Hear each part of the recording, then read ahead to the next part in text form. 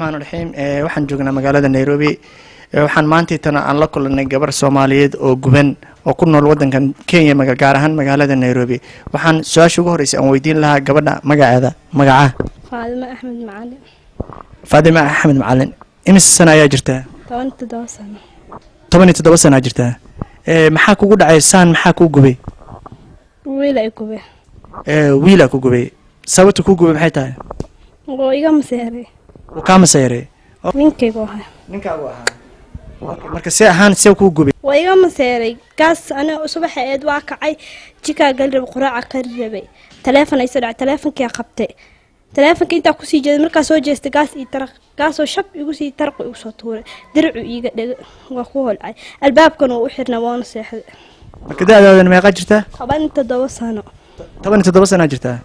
okay marka maxaa la ii sheeg sababta maseerka macnaha maxaa keenay soo kaaga maseeray wiil hadda koor kala tagna soo wacayo ka maseeray ana wiil kala tagtan hore macnaha oday ninka la hore isku qabteen kala tagteen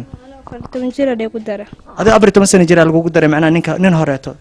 aw ninka horeeto marka macnaha ii sheeg guursatay oo maqaya ma joogo intuu joogaa marka Mareykanku joogaa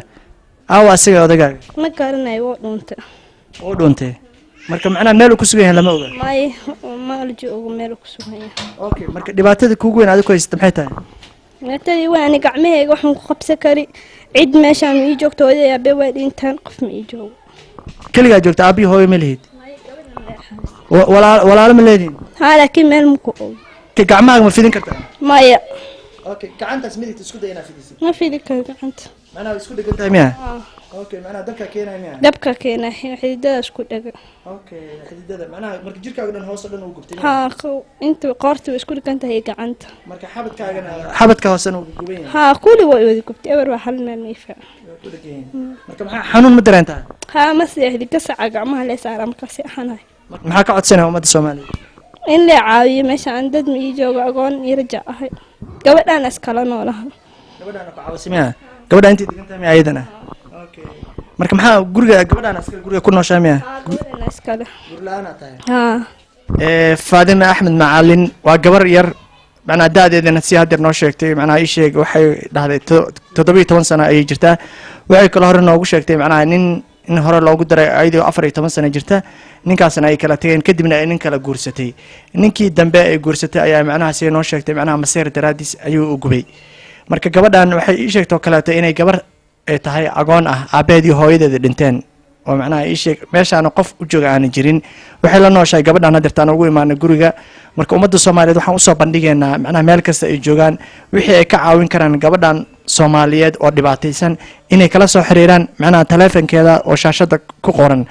ama ha ahaato macnaha ii sheeg lacagtii loogu sameyn lahaa operationka qarashka loogu sameyn lahaa ama ha ahaato macnaha sidii ku heli lahayd ii sheeg leen macnaha dibadda ah oo macnaha ii sheeg dhaqaatiir si ay ugu sameeyaan macnaha plastic surgery macnaha xubnaha jirkeeda xataa taranka hadirta marabna inaan shaashada ka soo saarno xataa waxa ka gaaray macnaha ii sheeg dhibaato aad u weyn waa gabar yar saadadeeda u jeedin marka ummadda Soomaaliyeed macnaha waxaan aad iyo aad macnaha si aan hore uga baranay inay caawiyaan gabadhan macnaha Soomaaliyeed oo dhiban oo macnaha ii sheeg dhibaatadaas ay gaartay aad hadda u jeedin marka insha Allah waxaan rajeynayaa in macnaha ii sheeg aad la soo xiriiri doontiin wabillahi tawfiiq